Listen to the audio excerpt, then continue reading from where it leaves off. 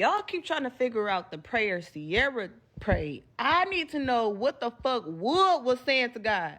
I don't think it was necessarily a prayer, but when Wood wakes up, see if he'll tell you all what his prayer was to land me, Peach McIntyre. In the meantime, I'll tell you what my husband did to and for me to be able to give the way that I give to him. How the fuck Wood get Peach ass? Those of you who aren't already aware, I, Peach McIntyre, met my husband 20 years ago in high school. One of my friends actually told me to talk to him. She said he got a baby, but it's okay. Like, he just had a baby. He not with the baby mama. He really like you, and you just need to get over your ex. In high school, I did have a high school boyfriend that used to walk me to class. We used to kiss, etc. But because I wouldn't sleep with him, he started sleeping with other people, even hunched my sister on my daddy's side in the bathroom. Still breaks my heart to this day. But anywho, let me stay on track. Oh, anyways, my friend keep telling me this. So I end up finally writing him a letter. And I had one of my friends that was really good at art make it real cute for me. It was said I, and then it had a C, and then the letter U, watching with a watch, me with a peach. Might as well call me with a phone, and real small, like this big. It had my name and phone number, Peaches, and my number. And I ended up sneaking out of class. I ran into my friend who was also sneaking out of class, and I showed her the letter. We happened to see my husband. She gave it to him. I'm like freaking out. He called me the first night, and I say, hello. He say, so when you want to fuck? Excuse me? You giving niggas letters with your number on it, you must want to fuck when you want to fuck. And I said, I am a virgin, and fuck you, and went to cussing him out. I went to cuss him out, and I've been cussing Wood out ever since. I was preppy. We had no business being together. We were so yin and yang, still are. I was very preppy. I spoke very proper. My mom always said I was going to end up with a white man. I really like white boys. Like, yeah. Anywho, he was like a hood dude. He was already in trouble, had just got out of juvie, and I liked him. I learned later in life that was because he reminded me of where I come from. I come from the projects. I just was exposed to other environments, and I was in class with, the white boys and the white girls, versus my husband was completely different. But he was a familiar spirit, which I often talk about. That was 20 years ago, going on 21 years ago in May. Later on, I would find out that my friend lied to me. My husband said he never said that. And she would laugh, and she would tell me, and this was years later, probably like 6 years into the relationship. She was like, but look at what I did. Y'all got a baby now, girl. You should be. It's like, you fucking bitch, you. So he never was interested in me initially. I know, right? First time ever approaching a boy in my life. Shouldn't have did it. Anywho, it's working out for the best. At the time, everybody liked me. I'm talking about, did y'all not see me in high school? I was so fine. Everybody liked me. This was the first boy to tell me, like, I'm ugly, I walk funny, he hate my shoes. He was so mean and, like, just saying crazy stuff to me. And I said, ooh, I'm going to make him like me. When truth is, I should have ran the other way.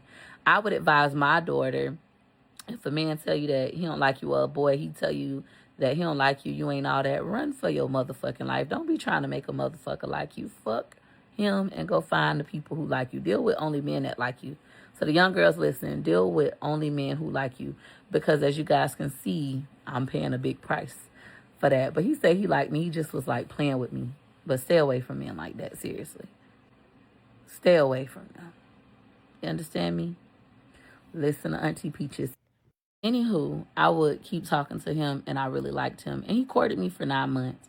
Now, during these 9 months, he would teach me how to drive. We worked together at Busch Gardens. We would literally spend every single day together, like always on the phone with each other, always taking our lunch breaks at the same time, kissing each other. He always be like, you the only girl I ever kissed like that. Like, just make out for a whole hour. Like, oh, I just love the man. But I did learn it was a familiar spirit as I got older. Like, he reminded me of my family and of my childhood. Him saying, like, you ugly, you walk funny, you ain't this, you ain't that, was the same language that the rest of my family had. Oh, big pussy asshole need to say that. Oh, big fat oompa loompa bitch, she need to say that. And the whole, she so called got so much motherfucking money. Why that hoe don't look better? Why she don't look better? That's why I don't understand. She always been a mad, jealous ass pussy asshole. That hoe is the shitties of me and the bottom feeder. That's what that pussy asshole is. It was coming from a place of trauma, and I should have ran for my life.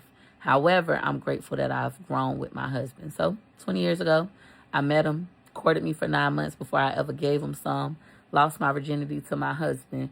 And through life, he would just always be an anchor. Now, sometimes he would destroy me just to build me up, which is crazy. It's abusive, actually. But that's just me being honest with you all. So when you say a prayer, I don't know if it was a prayer that he said, but I'm going to ask him when he wakes up. In the meantime, it's been years of ups and downs, and both of us dedicated to growing together. Me being honest with y'all. One thing I love about my husband is he's always willing to grow with me. Now, to you all, it may not look like growth, or it might look like slow growth. But slow motion is better than no motion. I don't care what nobody say. Bro, this nigga would. All he have to do is hit it. And this nigga is blessed for the rest of his life.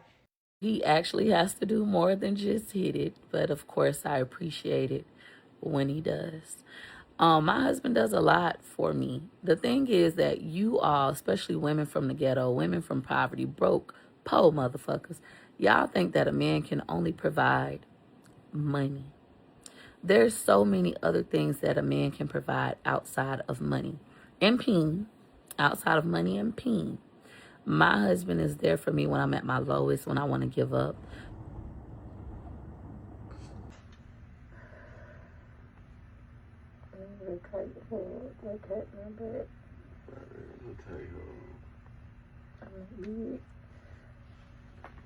Thank you. My husband helps with our children. Llama, learn at school.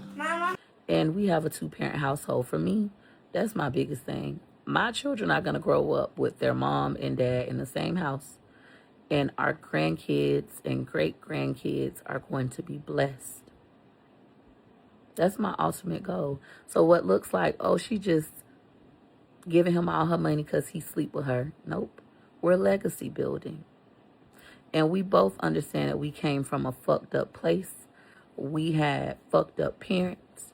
We made fucked up decisions based on our fucked up environment. And we're fixing it together as a husband and a wife. And y'all gonna see it on camera. The good, the bad, the ugly, the times where I'm filled with resentment and regret. My husband, he's pretty private. You may not never see his side. But my perspective, I never mind giving. She's paying off this man's child support. This is me in Hillsborough County Clerk Office paying my husband's child support. $10,000, $20,000, $22,000, $24,000 plus $100. That'll take care of that $24,086.06 balance. Like 30, 40K. That's a lot of money. But I make way more than that in just 1 month of work. Also, I'm legacy building.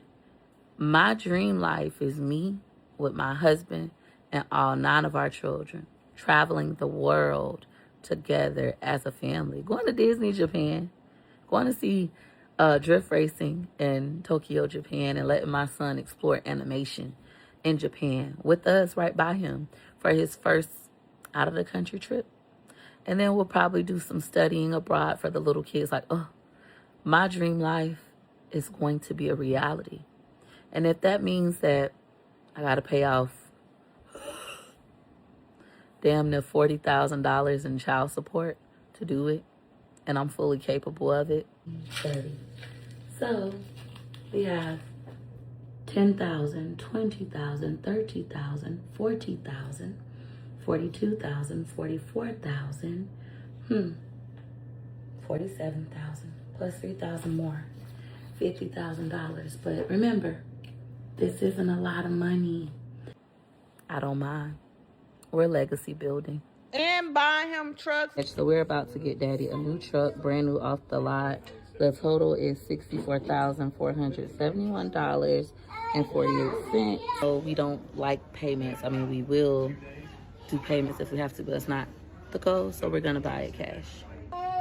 It's gonna confirm the amount. All right, Peach Patch, we about to buy a car. It's $66,819.20.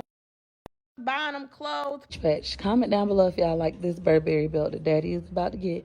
Daddy already got the flip flops. Y'all know my husband love him some flip flops to match this. He said he got on tennis shoes today. Quit playing with him. Paying them. And then I made a phone call to my husband because this is the thing. I don't have to motherfucking, To be a parent. What the fuck did Wood say to God? I need to call him. And he get to cheat. All right, take care. Peach Pet. Bye. When I tell you, it feel like my heart just went in my stomach. And it's open. And come back home. That's my black food. What, juice? It sure was. Y'all